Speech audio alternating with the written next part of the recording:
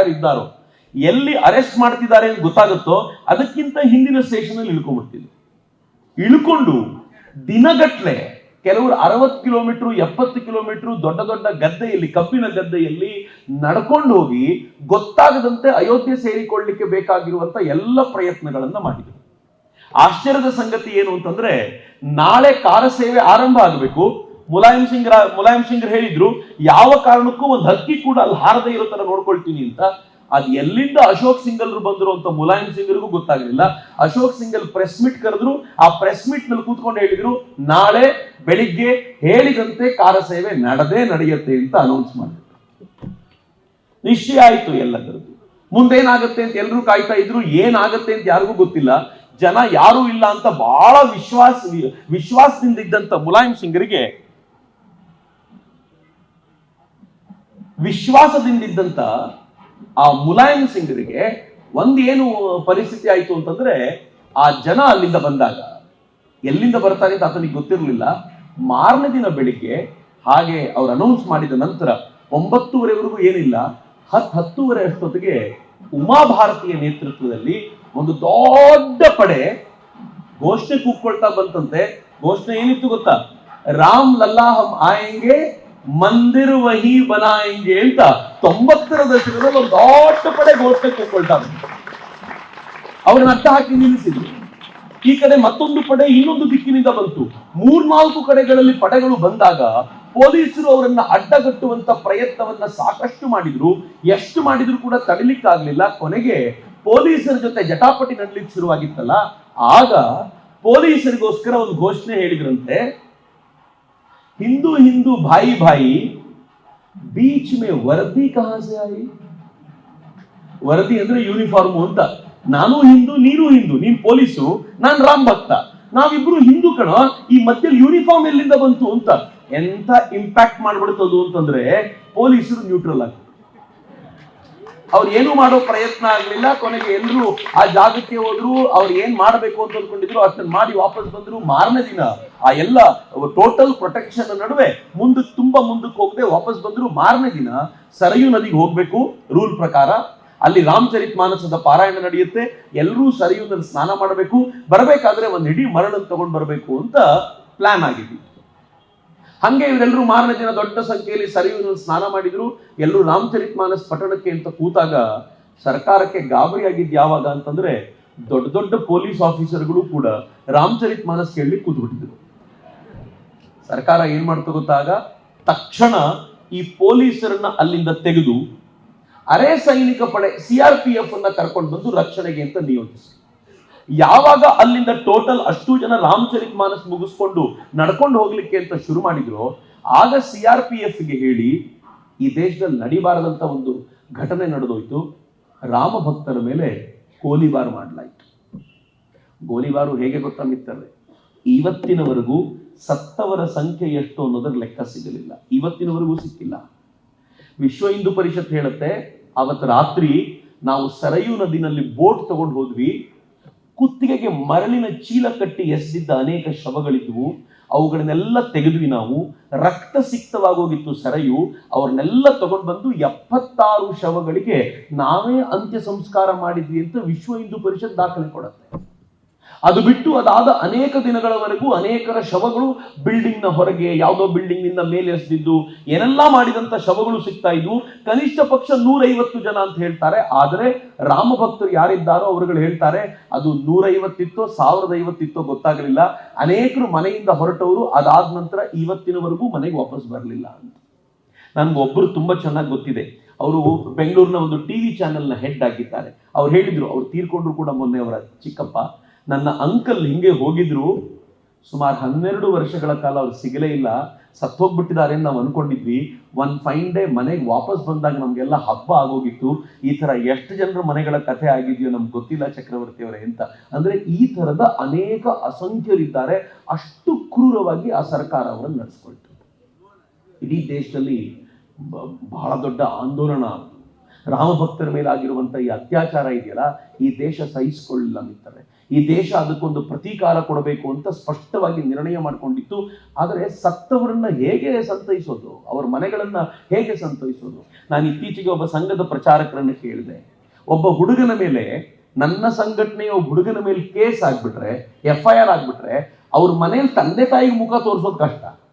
ಏನಪ್ಪಾ ನಮ್ಮ ಹುಡುಗ ನಿಮ್ ಜೊತೆ ಬಂದ, FIR ಆಗ್ಬಿಡ್ತಲ್ಲ ಅವನಿಗೆ ಅಂತ ಹೇಳಿದ್ರೆ ಏನ್ ಹೇಳದ್ ನಾವು? ಅಂಥದ್ರಲ್ಲಿ ನಿಮ್ಮ ಭರವಸೆಯಿಂದ ಕಳಿಸಿದ ನಮ್ಮ ಮಗ ಸತ್ತೋಗ್ಬಿಟ್ನಲ್ಲ ಅಂತಂದ್ರೆ ಮುಖ ಹೆಂಗ್ ತೋರಿಸ್ತೀರಾ ಅಂತ ಒಬ್ಬ ಪ್ರಚಾರಕರನ್ನ ಕೇಳಿದೆ. ಅದಕ್ಕೆ ಅವ್ರು ಏನಂದ್ರು ಗೊತ್ತಾ? ಕರ್ಕೊಂಡು ಹೋಗ್ಬೇಕಾದ್ರೆ ಡಿಸೈಡ್ ಮಾಡಿ ಹೋಗಿದ್ವಿ ಚಕ್ರವರ್ತಿ ಅಂತ ಕೇಳಿದೆ. ಏನ್ ಡಿಸೈಡ್ ಮಾಡಿದ್ರಿ? ರಾಮ ಮಂದಿರಕ್ಕೋಸ್ಕರ ಪ್ರಾಣ ಕೊಡ್ಲಿಕ್ಕೂ ಸಿದ್ಧ ಇದ್ದವ್ರು ಮಾತ್ರ ಬರಬೇಕು ಅಂತ ಹೇಳಿಯೇ ಕರ್ಕೊಂಡು ಹೋಗಿದ್ದರಿಂದ ನಮ್ಮ ಸಮಾಜ ನಮ್ಗೆ ಆ ಪ್ರಶ್ನೆ ಮಾಡಲಿಲ್ಲ ಅಂತ ನನಗೆ ಗೂಸ್ ಬರ್ತಿ ಮಾತನ್ನು ಹೇಳುವಾಗ. ತಂದೆ ತಾಯಂದ್ರು ರಾಮ ಮಂದಿರಕ್ಕೋಸ್ಕರ ಮಾಡಿದ ಸ್ಯಾಕ್ರಿಫೈಸ್ ಎಂತದ್ದು ಅಂತ ಒಂದು ಕ್ಷಣ ಯೋಚನೆ ಮಾಡಿ. ಆದ್ರೆ ಇಲ್ಲಿಗೆ ಮುಗಿಲಿಲ್ಲ. ಇದಾದ 2 ವರ್ಷಗಳ ನಂತರ, ಅಷ್ಟೊತ್ತಿಗೆ ರಾಮ ಮಂದಿರದ ಕುರಿತಂತ ಚರ್ಚೆ ಬಹಳ ಜೋರಾಗಿತ್ತು. ರಾಮ ಮಂದಿರದ ಕಾರಣಕ್ಕೋಸ್ಕರ ಇಡೀ ಅಯೋಧ್ಯೆಯ ಜನ ಒಂದಾದ್ರು ಮತ್ತು ಅಲ್ಲಿ ಇದ್ದಂತ ಗವರ್ಮೆಂಟ್ ಅನ್ನು ಸೋಲಿಸಿ ರಾಮ ಭಕ್ತರನ್ನ ಕೊಲೆ ಮಾಡಿದವರನ್ನ ಕೆಳಗಿಳಿಸಿ ಕಲ್ಯಾಣ ಸಿಂಗರ ಬಿಜೆಪಿ ಸರ್ಕಾರವನ್ನು ಅಧಿಕಾರಕ್ಕೆ ತಂದರು. ಕಲ್ಯಾಣ ಸಿಂಗರ್ ಇದ್ರು. 92ರಲ್ಲಿ ಕಲ್ಯಾಣ ಸಿಂಗರೇ ಬಂದ ನಂತರ ಈಗ ಇನ್ನೊಂದು ಕಾರ ಸೇವೆ ಮಾಡೋಣ ಅಂತ ನಿಶ್ಚಯ ಆಯ್ತು. ಗವರ್ಮೆಂಟ್ ನಮ್ದು ಇದೆಲ್ಲ ಮಾಡಬೇಕು ಅಂತ ಎಲ್ಲ ರಾಮ ಭಕ್ತರಿಗೂ ಅನ್ಸಿತ್ತು, ಇವ್ರು ನಮ್ ತೊಂದರೆ ಮಾಡಲ್ಲ ಅಂತ. ಕೂಡಲೇ ಕೋರ್ಟ್ ಹೇಳ್ತು ಕಲ್ಯಾಣ ಸಿಂಗರ್ಗೆ ಕಾರ ಸೇವೆ ಮಾಡ್ತಾರಂತೆ, ಆದಷ್ಟು ಬೇಗ ವ್ಯವಸ್ಥೆ ಮಾಡ್ಕೊಳ್ಳಿ ಅಂತ ಕಲ್ಯಾಣ ಸಿಂಗರ್ ಹೇಳಿದ್ರು. ಯಾವ ತೊಂದರೆಯೂ ಆಗದಂತೆ ನೋಡಿಕೊಳ್ಳುವ ಜವಾಬ್ದಾರಿ ನಮ್ಮದ್ದು, ನೀವು ತಲೆ ಕೆಡಿಸ್ಕೊಳ್ಬೇಡಿ ಅಂತ ಕೋರ್ಟಿಗೆ ಬರ್ಕೊಟ್ಬಿಟ್ರು. ಕಾರ ಸೇವಕರು ಬಂದವ್ರು ಏನ್ ಮಾಡಿದ್ರು, ಆ ಸರಯು ನದಿಯಲ್ಲಿ ಸ್ನಾನ ಮಾಡಿದ್ರು. ಮತ್ತೆ ಈಗ ಹೋಗ್ಬೇಕು, ಮುಂದಕ್ಕೆ ಹೋಗ್ತಾ ಅವರನ್ನ ಕಂಟ್ರೋಲ್ ಮಾಡಬೇಕು ಅನ್ನುವಂತ ಪ್ರಯತ್ನ ಇತ್ತು. ಬಿಕಾಸ್ ಕಲ್ಯಾಣ್ ಸಿಂಗರ ಸರ್ಕಾರ ಬರ್ಕೊಟ್ಬಿಟ್ಟಿದೆ, ಯಾವ ಅವಘಡವೂ ನಡೆಯೋದಿಲ್ಲ, ಅವ್ರು ತಂದು ಮರಳನ್ನಲ್ಲಿ ಹಾಕಿ ಹೋಗ್ತಾರೆ ಅಂತ. ಆದ್ರೆ 92ರಲ್ಲಿ ರಾಮ ಸೇವಕರು ಡಿಸೈಡ್ ಮಾಡಿದ್ರು, 90ರಲ್ಲಿ ಗೋಲಿಬಾರ್ ಆಗಿದೆ, ಇನ್ನೂ ಮರಳು ಹಾಕೋದು ಎಷ್ಟು ದಿನ, ಒಂದು ಪರಿಹಾರ ಮಾಡಲೇಬೇಕು ಇದಕ್ಕೆ ಅಂತ ನಿಶ್ಚಯ ಮಾಡಿ ದೊಡ್ಡ ಪಡೆ ನಿಂತು ಬಿಟ್ಟಿದೆ. ಅಲ್ಲಿ ದೂರದಲ್ಲಿ ಅವರಿಗೆ ಆ ಕಟ್ಟಡ ಕಾಣಿಸ್ತಾ ಇದೆ, ಇಲ್ಲಿ ಇವ್ರು ನೋಡ್ತಾ ಇದ್ದಾರೆ, ಬ್ಯಾರಿಕೇಡ್ ಹಾಕಿ ನಿಂತಿದ್ದಾರೆ, 5-6 ಲೆವೆಲ್ಗಳ ಪ್ರೊಟೆಕ್ಷನ್ ಇದೆ, ಯಾರು ಒಳಗೆ ಹೋಗದೆ ಇರೋ ತರ. ಅಂತ ಹೊತ್ತಲ್ಲಿ ಏನಾಯ್ತು, ಒಬ್ಬರಾದ್ಮೇಲೆ ಒಬ್ರು ಒಳಗೆ ಹೋಗ್ಬೇಕು ಬೇಡವಾ ಅಂತ ಯೋಚನೆಯಲ್ಲಿದ್ದ, ಟೋಟಲ್ ಪ್ರೊಟೆಕ್ಷನ್. ಆ ಪ್ರೊಟೆಕ್ಷನ್ ನಡುವೆ ಸ್ಟೇಜ್ ಮೇಲೆ ಇದ್ದಂಥವ್ರೆಲ್ಲರೂ ಮಾತನಾಡ್ತಿದ್ದಾರೆ, ಏನು ತೊಂದರೆ ಕೊಡಬೇಡಿ, ಏನು ಮಾಡಬೇಡಿ ಅಂತ. ಅಷ್ಟೊತ್ತಿಗೆ ಏನಾಯ್ತು, ಅದು ಅವತ್ತಿನ ಭಾಗವಹಿಸಿದವ್ರು ನಾನು ಕೇಳ್ತಾ ಇದ್ದೆ, ಅಷ್ಟು ಜನ ರಾಮತಾರಕ ಮಂತ್ರ ಹೇಳ್ತಿದ್ರಂತ. ಶ್ರೀರಾಮ್ ಜಯ ರಾಮ್ ಜಯ ಜಯ ರಾಮ್. ಹೇಗೆ ಗೊತ್ತೇ, ಒಂದು 10,000 ಜನ ಇಮ್ಯಾಜಿನ್ ಮಾಡಿ ಹೇಗಿರ್ಬೋದು, ಒಂದೇ ಕಂಠದಲ್ಲಿ ಶ್ರೀರಾಮ್ ಜಯ ಜಯ ರಾಮ್ ಅಂತಾರೆ, ಒಂದ್ ಹೆಜ್ಜೆ ಮುಂದಿಡ್ತಾರೆ. ಮತ್ತೊಂದ್ಸಲ ಶ್ರೀರಾಮ್ ಜಯ ಜಯ ರಾಮ್ ಅಂತಾರೆ, ಇನ್ನೊಂದು ಹೆಜ್ಜೆ ಮುಂದಿಡ್ತಾರೆ. ಮುಂದೆ ಮುಂದೆ ಮುಂದೆ ಹೀಗೆ ಹೋಗ್ತಿರೋದು. ಅವ್ರನ್ನ ಕಂಟ್ರೋಲ್ ಮಾಡ್ಲಿಕ್ಕೆ ಅಂತ ಸಂಘದ ಸ್ವಯಂ ಸೇವಕರು ಲಾಠಿ ಹಿಡಿದು ನಿಂತಿದ್ದಾರೆ, ಯಾರು ಹೋಗ್ಬಾರ್ದು, ಒಂದ್ ಹಂತ ದಾಟಿದ್ಮೇಲೆ ಯಾರು ಹೋಗ್ಬಾರ್ದು, ಇಲ್ಲಿಗೆ ಎಂಡ್ ಆಗ್ಬೇಕು, ಎಲ್ರು ಮರಳತ್ನದ್ದು ಇಲ್ಲ ಆಗ್ಬೇಕು. ಮರಳಾಕ್ಲಿಕ್ಕೆ ಯಾರು ಬಂದಿದ್ದಾರೆ ಅಲ್ಲಿಗೆ? ಎಲ್ರಿಗೂ ಉದ್ದೇಶ ಇದ್ದಿದ್ದು ಸ್ಪಷ್ಟವಾಗಿತ್ತು. ಅವತ್ತಿನ ವೇಳೆಗೆ ಸುಪ್ರೀಂ ಕೋರ್ಟ್ ನ ನಿರ್ಣಯ ಬರುತ್ತೆ ಅಂತ ಕಾಯ್ತಾ ಇದ್ರು. ಸುಪ್ರೀಂ ಕೋರ್ಟ್ ನಿರ್ಣಯವನ್ನ ಮುಂದಕ್ಕೆ ಹಾಕಿದ ಮೇಲಂತೂ ಇನ್ಯಾರಿಗೂ ತಡ್ಕೊಳ್ಲಿಕ್ಕೆ ಸಾಧ್ಯ ಇಲ್ಲ ಅಂತ ಗೊತ್ತಾಯ್ತು. ಅಲ್ಲಿದ್ದವ್ರನ್ನೆಲ್ಲ ತೆಗೆದು ಅವರನ್ನ ಗಾಡಿಗಳಲ್ಲಿ ತುಂಬಬೇಕು, ಪೊಲೀಸ್ ವ್ಯಾನ್ಗಳಲ್ಲಿ ತುಂಬಬೇಕು ಅಂತ ಆಗೋ ವೇಳೆಗೆ ಒಬ್ರು ಏನ್ ಮಾಡಿದ್ರು, ಅಲ್ಲಿಂದ ಮುಂದಕ್ಕೆ ಭೇದಿಸ್ಕೊಂಡು ಒಳಗೆ ಹೋಗಿದ್ದೆ ಆ ಗುಡ್ಡವನ್ನ ಹತ್ತಿದ್ರು, ಅಲ್ಲಿದ್ದಂತ ಕಟ್ಟಡದ ಮೇಲೆ ಹತ್ತಿದ್ರು. ನೋಡ್ತಾ ನೋಡ್ತಾ ಇದ್ದಂತೆ ಸ್ಟೇಜ್ ಮೇಲೆ ನಿಂತವ್ರು ಅನೌನ್ಸ್ ಮಾಡ್ತಾ ಇದ್ರು, ಯಾರು ಹೋಗ್ಬೇಡಿ, ಯಾರು ಹೋಗ್ಬೇಡಿ, ಯಾರು ಹೋಗ್ಬೇಡಿ ಅಂತ. ಕೇಳೋರು ಯಾರು? ಒಳಗೋದ್ರು. ಮೊದಲನೇ ಡೂಮ್ ಬೆಳಗ್ಗೆ ಮಧ್ಯಾಹ್ನ 2 ಗಂಟೆ ವೇಳೆಗೆ ಮೊದಲನೇ ಡೂಮ್ ಬಿತ್ತು, 4 ಗಂಟೆ ವೇಳೆಗೆ 2ನೇ ಡೂಮ್ ಬಿತ್ತು. ಇಡೀ ಸಫಾಯಿ ನಡೆದು ಪೂರ್ತಿ ಸಪಾಟ ಆದ ನಂತರ ಎಲ್ಲರೂ ಅಲ್ಲಿಂದ ಒಂದೊಂದು ಕುರುಹನ್ನು ತೆಗೆದುಕೊಂಡು ವಾಪಸ್ ಬಂದ್ರು. ಯಾರ್ಯಾರು ಬರ್ತಾರೋ ಕುರು ಇದೆ. ನಾನು ಈ ರಾಮ ಮಂದಿರ ಆಗುವ ಹೊತ್ತಿನಲ್ಲಿ ಅನೇಕರನ್ನ ಮಾತನಾಡಿಸುವಂತ ಭಾಗ್ಯ ಸಿಕ್ಕಿತ್ತು, ಕರಸೇವಕರನ್ನ ಮಾತನಾಡಿಸುವಂತ ಭಾಗ್ಯ. ಒಬ್ಬರಂತೂ ನನಗೆ ಹೇಳಿದ್ರು, ನನ್ನ ಮನೆಯಲ್ಲಿ ಇಟ್ಟಿಗೆ ಇನ್ನೂ ಇಟ್ಟಿದ್ದೀನಿ ಸರ್, ಒಡೆದಾಕಿದ್ದು. ಅವ್ರಿಗೆ ಬಹಳ ಹೆಮ್ಮೆ ತೋರಿಸ್ಬೇಕು ಅಂತ ನಮ್ಮ ಪ್ರೋಗ್ರಾಮ್ಗೆ ತಗೊಂಡ್ಬಿಟ್ಟಿದ್ದಾರೆ, ಇದೇ ಇಟ್ಟಿಗೆ ಅಲ್ಲಿ ತಗೊಂಡ್ಬಂದಿದ್ದು ನಾನು ಅಂತ. ಅದೊಂಥರ ಹೆಮ್ಮೆಯ ಸಂಗತಿ ಆಗಿತ್ತು ಅವತ್ತಿನ ದಿನಗಳಲ್ಲಿ ಅಂತ. ಯಾವಾಗ ಕಟ್ಟಡ ಉರುಳಿದ್ದು ಒಳ್ಳೇದೋ ಕೆಟ್ಟದ್ದೋ ಅದ್ರ ಬಗ್ಗೆ ನಾನು ಮಾತಾಡ್ಲಿಕ್ಕಿಲ್ಲ. ಆದ್ರೆ ಒಂದಂತೂ ಒಳ್ಳೇದೇನಾಯ್ತು ಅಂತಂದ್ರೆ, ಕೋರ್ಟ್ ಹೇಳ್ತು ಹೆಂಗಿದ್ರು ಕಟ್ಟಡ ತೆಗೆದಾಗಿದೆ, ಅದರ ಕೆಳಗೆ ಏನಿತ್ತು ಅಂತ ನೋಡೇ ಬಿಡಿ ಅಂತ. ಲಾಭ ಆಯ್ತು ಆ ದೃಷ್ಟಿಯಿಂದ. ಯಾವಾಗ ಹೇಳಿತೋ ಆರ್ಕಿಯಾಲಜಿಕಲ್ ಸರ್ವೆ ಆಫ್ ಇಂಡಿಯಾ ಅದನ್ನು ಪೂರ್ತಿ ಚೆಕ್ ಮಾಡುವಂತ ಅವಕಾಶವನ್ನ ಪಡ್ಕೊಳ್ತು. ಪೂರ್ತಿ ಅದನ್ನ ಅಗದು ನೋಡುವಾಗ ಅದರ ಕೆಳಗೆ ಮಂದಿರದ ಕುರುಹುಗಳು ಕಂಡು ಬಂತು. ಆರ್ಕಿಯಾಲಜಿಕಲ್ ಸರ್ವೆ ಆಫ್ ಇಂಡಿಯಾ ಅತ್ಯಂತ ಆಧುನಿಕವಾಗಿರುವಂತ ವೈಜ್ಞಾನಿಕ ತಂತ್ರಜ್ಞಾನವನ್ನು ಬಳಸಿಕೊಂಡೇ ಅದು ಅದರ ಪೂರ್ತಿ ಅಧ್ಯಯನವನ್ನು ನಡೆಸಿ ಇಲ್ಲೊಂದು ಮಂದಿರದ ಕುರು ಇದ್ದಿದ್ದು ನಿಜ ಅಂತ ಹೇಳ್ತು. ಆದ್ರೆ ಆರ್ಕಿಯಾಲಜಿಕಲ್ ಸರ್ವೆ ಆಫ್ ಇಂಡಿಯಾ ಅದನ್ನೂ ಸ್ಪಷ್ಟವಾಗಿ ಹೇಳ್ತು, ಮಂದಿರವನ್ನು ಒಡೆದು ಈ ಕಟ್ಟಡ ಕಟ್ಟಲಾಗಿತ್ತ ಅಥವಾ ಈ ಕಟ್ಟಡವನ್ನ ಹಾಗೆ ನಿರ್ಮಾಣ ಮಾಡಲಾಗಿತ್ತ ಅನ್ನೋದನ್ನ ನಮ್ಗೆ ಹೇಳಲಿಕ್ಕೆ ಬರಲ್ಲ. ಆದ್ರೆ ಇದರ ಕೆಳಗೆ ಮಂದಿರ ಇದ್ದಿದ್ದಂತೂ ನಿಜ ಅಂತ ಹೇಳ್ತು. ಆಮೇಲೆ ಆಶ್ಚರ್ಯದ ಸಂಗತಿ ಏನು ಅಂತಂದ್ರೆ, ಕೋರ್ಟ್ ನಲ್ಲಿ ಬರೀ ಆರ್ಕಿಯಾಲಜಿಕಲ್ ಸರ್ವೆ ಆಫ್ ಇಂಡಿಯಾದ ಎವಿಡೆನ್ಸ್ ಅಲ್ಲದೆ, ಕಟ್ಟಡದ ಎವಿಡೆನ್ಸ್ ಅಲ್ಲದೆ, ರಾಮ ಹುಟ್ಟಿದ ಜಾಗ, ಅಲ್ಲಿ ಮಂದಿರ ಇದ್ದಿದ್ದು, ಅದರ ಕುರಿತಂತೆ ಇರುವಂತಹ ಭಿನ್ನ ಭಿನ್ನ ಭಾವನೆಗಳು ಎಲ್ಲವನ್ನೂ ಸೇರಿದಂತೆ 1,00,000ಕ್ಕೂ ಹೆಚ್ಚು ದಸ್ತಾವೇಜುಗಳನ್ನ ಕೋರ್ಟಿನ ಮುಂದೆ ಪ್ರೊಡ್ಯೂಸ್ ಮಾಡಲಾಯಿತು. ಸಾಮಾನ್ಯವಾದ ಸಂಗತಿ ಆಗಿಲ್ಲ. ಕಪಿಲ್ ಸಿಬಲ್ರ ನೇತೃತ್ವದಲ್ಲಿ 26 ವಕೀಲರು, ಕಪಿಲ್ ಸಿಬಲ್ ಯಾರು ಅಂತ ನಾನು ಹೇಳಲಿಕ್ಕೆ ಇಚ್ಛೆ ಪಡಲ್ಲ, ನಿಮ್ಗೆಲ್ಲ ಅರ್ಥ ಆಗ್ಬೋದು. 26 ವಕೀಲರು ಈ ಮಂದಿರ ಆಗಬಾರದು ಅಂತ ಫೈಟ್ ಮಾಡ್ಲಿಕ್ಕೆ ನಿಂತು ಸುಮಾರು 3 ದಶಕಗಳ ಕಾಲ 92ರಿಂದ ಹೆಚ್ಚು ಕಡಿಮೆ 2019ರವರೆಗೂ ನಿರಂತರವಾಗಿಯೂ ಕೋರ್ಟ್ ನಲ್ಲಿ ಫೈಟ್ ನಡೀತಾನೆ ಇತ್ತು. ರಿಸಲ್ಟ್ ಮಾತ್ರ ಬರುವಂತ ಲಕ್ಷಣಗಳು ಕಾಣಲ್ಲ, ಯಾವತ್ತೂ ಸಾಧ್ಯ ಇಲ್ಲ ರಿಸಲ್ಟ್ ಬರಲಿಕ್ಕೆ ಅನ್ನೋದಕ್ಕೆ ಎಲ್ಲರೂ ನಿಶ್ಚಿತವಾಗಿದ್ರು. ಅದಕ್ಕೆ ಸರಿಯಾಗಿ ನರೇಂದ್ರ ಮೋದಿ ಪ್ರಧಾನಿಯಾಗಿ ಬಂದರು 2014. That was the culmination. ನಂಗೆ ಗೊತ್ತಿಲ್ಲ ಯಾರು ಒಪ್ಕೊಳ್ತಾರೋ ಇಲ್ಲೋ, ಬಟ್ ನಾನಂತೂ ಅದರ ಶ್ರದ್ಧೆಯಿಂದ ನಂಬ್ತೀನಿ. ನರೇಂದ್ರ ಮೋದಿ ಅಲ್ಲಿಗೆ ಬರದೇ ಹೋಗಿದ್ದಿದ್ರೆ ಬಹುಶಃ ಇಷ್ಟು ಸ್ಪೀಡ್ ಆಗಿ ಅಥವಾ ಆಗ್ತಾ ಇತ್ತೋ ಇಲ್ವೋ ಗೊತ್ತಿಲ್ಲ. ಯಾಕೆಂದ್ರೆ ಸ್ವತಃ ಅಟಲ್ ಬಿಹಾರಿ ವಾಜಪೇಯಿ ಅವರು ಪ್ರಧಾನಿಯಾಗಿದ್ದಾಗ ಆಗುವ ಸಂದರ್ಭದಲ್ಲಿ ಬೇರೆ ಬೇರೆ ಪಾರ್ಟಿಗಳ ಒಮ್ಮತ ತರಬೇಕು ಅಂತ ಪ್ರಣಾಳಿಕೆಯಿಂದ ರಾಮ ಮಂದಿರ ನಿರ್ಮಾಣ ಮಾಡ್ತೀವಿ ಅನ್ನುವಂತ ಸಂಗತಿಯನ್ನ ತೆಗೆಯಲಾಗಿತ್ತು. ಯಾಕೆಂದ್ರೆ ಇದು ಬೇರೆ ಪಾರ್ಟಿಗಳನ್ನ ಸೇರಿಸ್ಕೊಳ್ಳಿಕ್ಕೆ ತೊಂದರೆ ಆಗತ್ತೆ ಅಂತ. ಆದ್ರೆ ನರೇಂದ್ರ ಮೋದಿ ಅವರು ತುಂಬಾ ಸ್ಪಷ್ಟವಾಗಿ ಹೇಳಿದ್ರು, ಇದು ನಮ್ಮ ಕರ್ತವ್ಯ, ನಾವು ಮಾಡ್ತೀವಿ ಅಂತ. ಯಾಕೆಂದ್ರೆ ರಾಮ ಮಂದಿರಕ್ಕೋಸ್ಕರ ರಥಯಾತ್ರೆ ಅಡ್ವಾಣಿಯವರು ನಡೆಸಿದಾಗ ಆ ರಥಯಾತ್ರೆ ಉಸ್ತುವಾರಿ ವಹಿಸಿದ್ದು ನರೇಂದ್ರ ಮೋದಿ. ಇದೇ ಸಂದರ್ಭದಲ್ಲಿ ಒಂದು ಒಳ್ಳೆ ಸ್ಟೋರಿ ಬಂತು. ಸ್ಟೋರಿ ಏನು ಅಂತಂದ್ರೆ, ನರೇಂದ್ರ ಮೋದಿ ಅವರನ್ನು ಒಬ್ಬ ಪತ್ರಕರ್ತ ಇಂಟರ್ವ್ಯೂ ಮಾಡ್ತಾನೆ. ಈಗಲ್ಲ, ಅವರು ಸಿಎಂ ಆಗಿರಲಿಲ್ಲ, ಒಬ್ಬ ಸಾಮಾನ್ಯ ಕಾರ್ಯಕರ್ತ ಭಾಜಪದ್ದು. ಅವರ ಇಂಟರ್ವ್ಯೂ ಮಾಡ್ತಾನೆ. ಈಗ ಅಯೋಧ್ಯೆಗೆ ಬಂದಿದ್ದೀರಿ, ಮತ್ತೆ ಯಾವಾಗ ಬರ್ತೀರಿ ಇದೇ ತರ ಫೈಟ್ಗೆ? ನರೇಂದ್ರ ಮೋದಿ ಹೇಳಿದ್ರಂತೆ, ಇದೇ ಲಾಸ್ಟ್, ಇನ್ ನೆಕ್ಸ್ಟ್ ಮಂದಿರ ತಗೊಂಡೇ ಬರೋದು. ಮಿತ್ರ, ಆ ಪತ್ರಕರ್ತ ಇದನ್ನ ನೆನಪಿಸಿಕೊಂಡಿದ್ದಾನೆ, ನನಗೇ ಹೇಳಿದ್ದವ್ರು ಇದನ್ನ ಅಂತ ನೆನಪಿಸಿಕೊಂಡ ತುಂಬಾ ವೈರಲ್ ಆಯ್ತು. ನರೇಂದ್ರ ಮೋದಿ ಅವರು ಅದಾದ್ಮೇಲೆ ಹೋಗ್ಲೇ ಇಲ್ಲ ಅಯೋಧ್ಯೆಗೆ. ಹೋಗಿದ್ದು ಯಾವಾಗ ಅಂದ್ರೆ ಭೂಮಿ ಪೂಜನಕ್ಕೇನೆ. ಡಿಟರ್ಮಿನೇಷನ್ ಇತ್ತಲ್ಲ, ಅಷ್ಟು ಡಿಟರ್ಮಿನೇಷನ್ ಇತ್ತು. ಕೋರ್ಟ್ ನಲ್ಲಿ ಹೋರಾಟ ನಡೀತಿತ್ತಲ್ಲ, ಎಲ್ಲ ಹೋರಾಟ ನಡೆಯುವಾಗ್ಲೂ ಕೂಡ ಕೋರ್ಟ್ ಮುಂದಕ್ಕೆ ಹಾಕೊಂಡೇ ಹೋಗ್ತಿತ್ತು.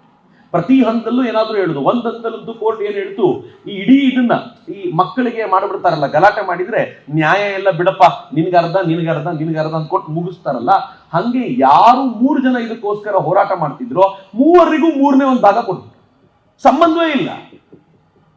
ಮುಸಲ್ಮಾನರಿಗೆ 3ನೇ ಒಂದು ಭಾಗ, ರಾಮ್ಲಲ್ಲಾನಿಗೆ 3ನೇ ಒಂದು ಭಾಗ, ನಿರ್ಮೋಹಿ ಅಖಾಡ ಅಂತ ಒಂದು ಫೈಟ್ ಏನ್ ಮಾಡ್ತಾರೆ ಅವ್ರು 3ನೇ ಒಂದು ಭಾಗ.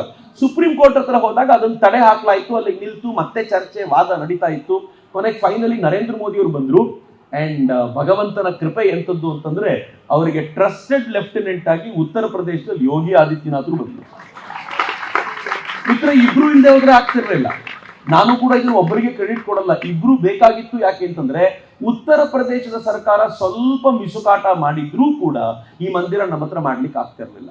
ಇವತ್ತು ಪಂಜಾಬಿನ ಸರ್ಕಾರ ಸ್ವಲ್ಪ ಆಟ ಆಡ್ತಾ ಇರೋದ್ರಿಂದ ಹೇಗೆ ಫೇಕ್ ಫಾರ್ಮರ್ಸ್ ಪ್ರೊಟೆಸ್ಟ್ ನಡೀತಾ ಇದೆಯಲ್ಲ, ಹಾಗೆ ಉತ್ತರ ಪ್ರದೇಶ ನಮ್ಮ ಜೊತೆ ಬಲವಾಗಿ ನಿಲ್ಲದೆ ಹೋಗಿದ್ರು ಸಾಧ್ಯ ಇರ್ತಿರ್ಲಿಲ್ಲ. ಯೋಗಿ ಆದಿತ್ಯನಾಥ್ ಬಲವಾಗಿ ನಿಂತ್ಕೊಂಡ್ರು. ಕೋರ್ಟ್ ನಲ್ಲಿ ವಿಸ್ತಾರವಾಗಿರುವಂತ ಚರ್ಚೆ ನಡೆಯುವಾಗ 2019ರ ಚುನಾವಣೆಗಿಂತಲೂ ಮುಂಚೆ ಇದರ ಬಗ್ಗೆ ಚರ್ಚೆ ಜೋರಾಗಿ ನಡೀತಿರುವಾಗ ಕೋರ್ಟ್ ಕೇಳ್ತು, ಅಕಸ್ಮಾತ್ ಈ ನಿರ್ಣಯವನ್ನ ಕೊಟ್ರೆ ಆಗಬಹುದಾಗಿರುವಂತ ಅವಘಡಗಳನ್ನ ನೀವು ತಪ್ಪಿಸ್ತೀರಾ? ಸರ್ಕಾರದ ಪರವಾಗಿ ವಕೀಲರು ಇದ್ದವ್ರು ಹೇಳಿದ್ರು, ನಿರ್ಣಯ ಕೊಡೋದಷ್ಟೇ ನಿಮ್ ಜವಾಬ್ದಾರಿ, ಇಡೀ ದೇಶವನ್ನ ಶಾಂತವಾಗಿರಿಸೋದು ಸರ್ಕಾರದ ಜವಾಬ್ದಾರಿ, ಸರ್ಕಾರ ನೋಡ್ಕೊಳ್ಳುತ್ತೆ ಅಂತ. ಏನ್ ಚಂದದ ನಿರ್ಣಯ ಅದು. ಅದನ್ನು ಹೇಳಿದ ನಂತರ ಕೋರ್ಟ್ ಎಲ್ಲ ವಿಚಾರಣೆ ವೇಗವಾಗಿ ಮಾಡಬೇಕಾಗಿತ್ತು. ಗೊಗೋಯಿ ಅವರಾಗ ಚೀಫ್ ಜಸ್ಟಿಸ್ ಆಫ್ ಇಂಡಿಯಾ ಆಗಿದ್ರು. ವೇಗವಾಗಿ ನಡೆಸಲಿಕ್ಕೆ ಒಂದು ಸಣ್ಣ ಪ್ರಾಬ್ಲಮ್ ಇತ್ತು.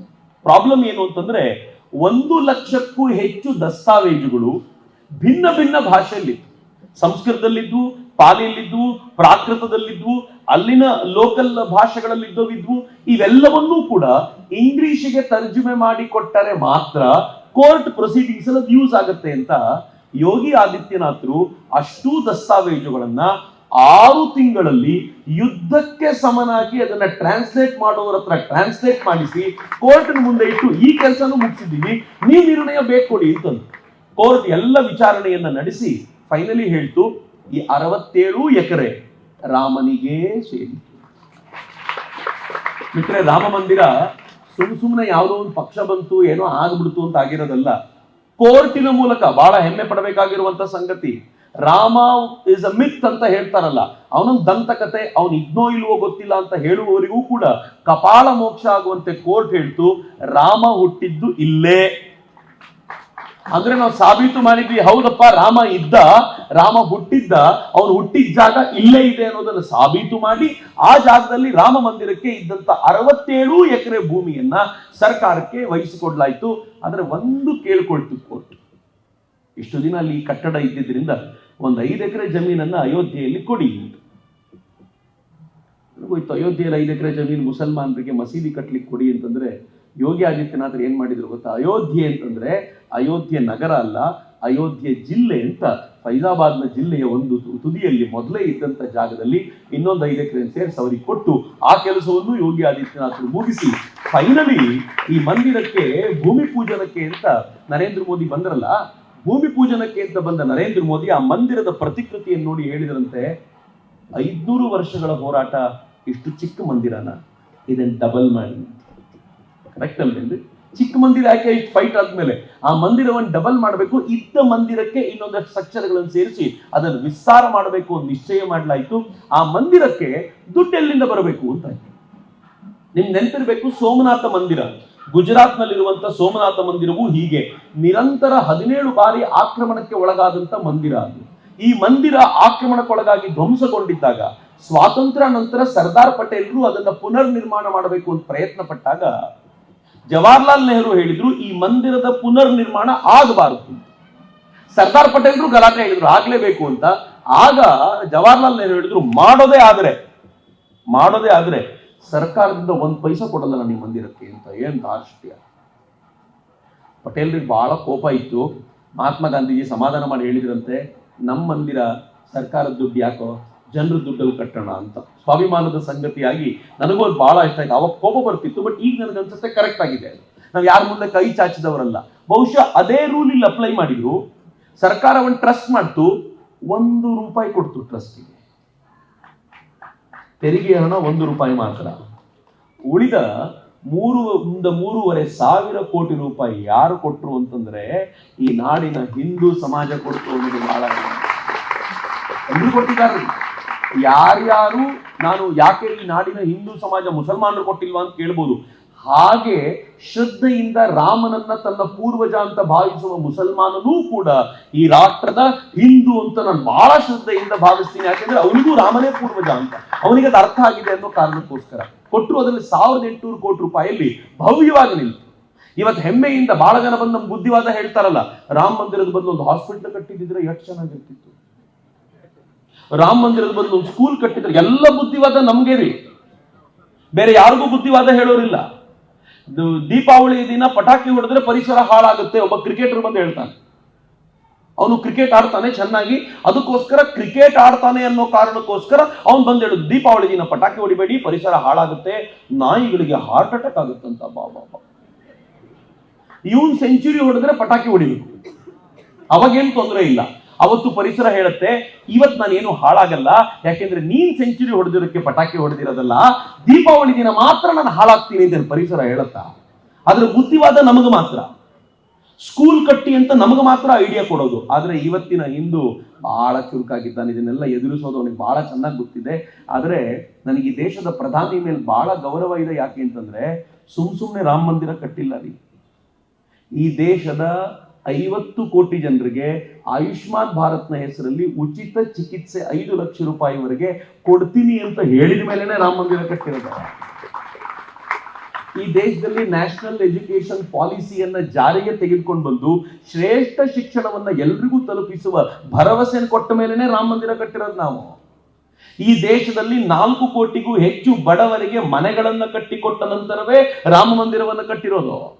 ಈ ದೇಶದಲ್ಲಿ ಸುಮಾರು 80 ಕೋಟಿ ಜನರಿಗೆ, ಜಗತ್ನಲ್ಲಿ ಏಕೈಕ ರಾಷ್ಟ್ರ ಭಾರತ, 80 ಕೋಟಿ ಬಡವರಿಗೆ ಉಚಿತ ಧಾನ್ಯವನ್ನ ಇವತ್ತಿನವರೆಗೂ ಕೊಡ್ತಾ ಇದ್ದೀವಿ. ಆ ಬಡವರ ಹೊಟ್ಟೆಯ ಆ ತಾಪವನ್ನ ನೀಗಿಸಿದ ಮೇಲೆ ರಾಮ ಮಂದಿರ ಕಟ್ಟಿರೋದು.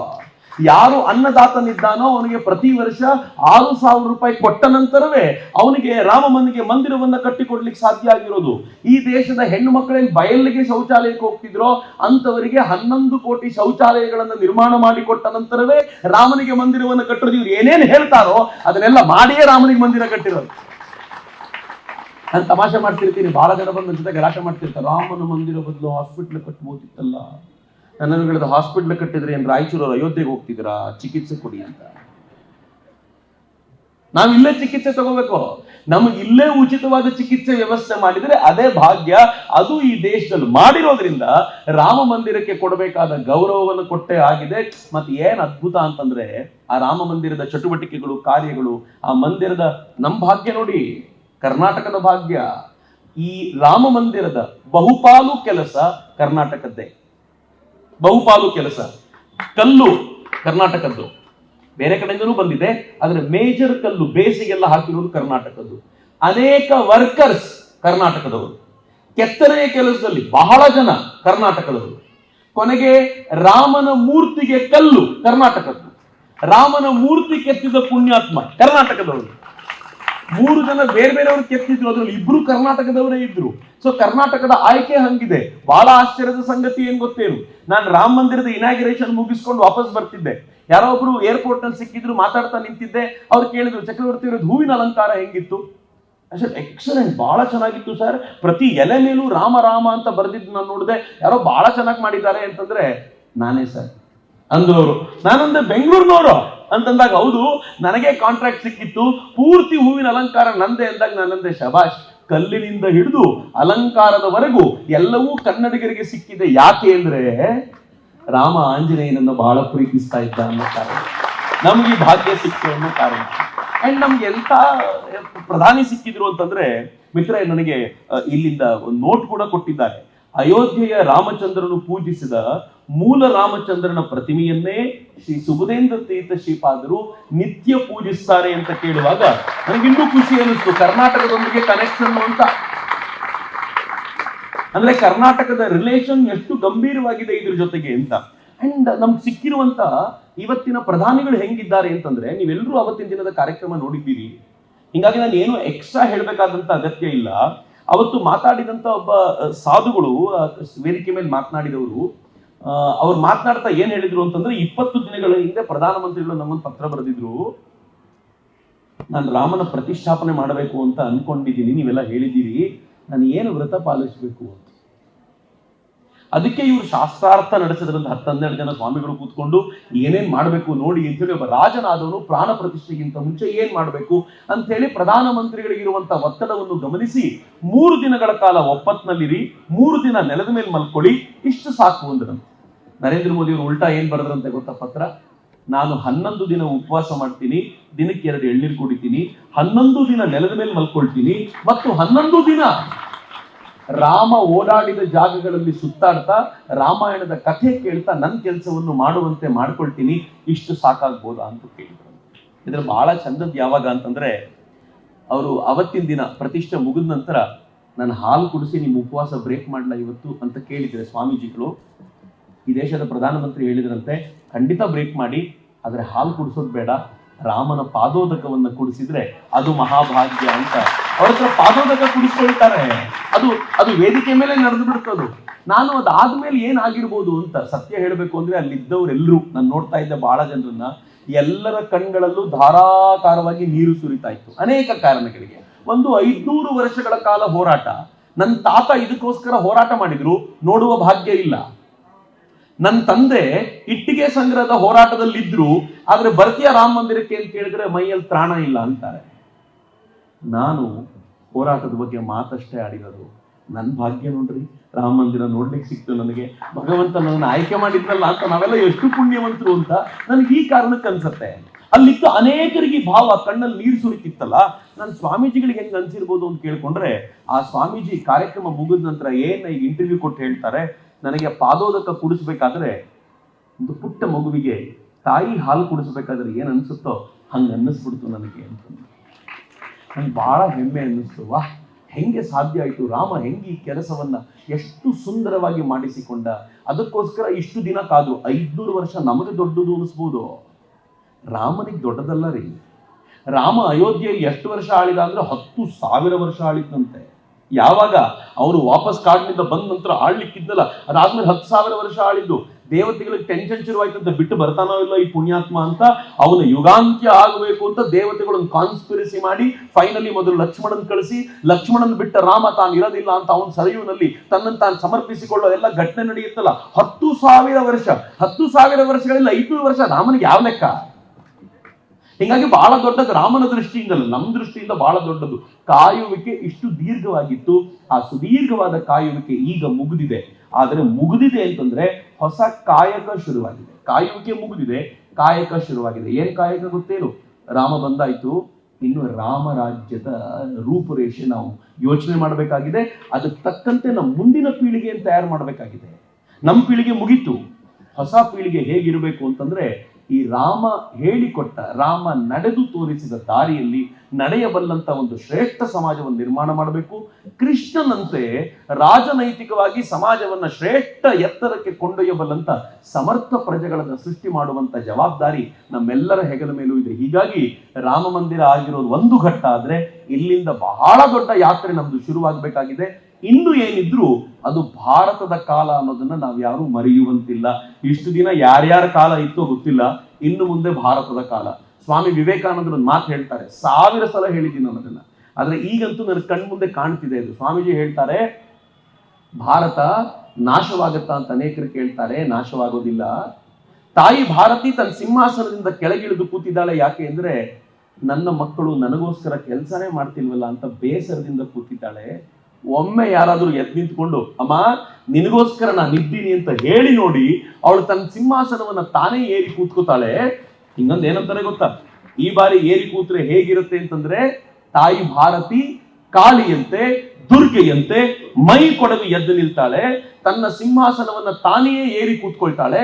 ಅವಳು ಕೂತಾಗ ಹೆಂಗಿರುತ್ತೆ ಅಂತಂದ್ರೆ ಹಳೆಯ ವೈಭವ ಎಲ್ಲ ಮಸುಕಾಗುವಂತ ಭವ್ಯ ಭಾರತ ಕಣ್ಮುಂದೆ ಕಾಣುತ್ತೆ ಅಂತ ಸ್ವಾಮಿ ವಿವೇಕಾನಂದ ಹೇಳ್ತಾರಲ್ಲ, ಆ ಭವ್ಯ ಭಾರತ ನಮ್ಮ ಎದುರಿಗಿದೆ.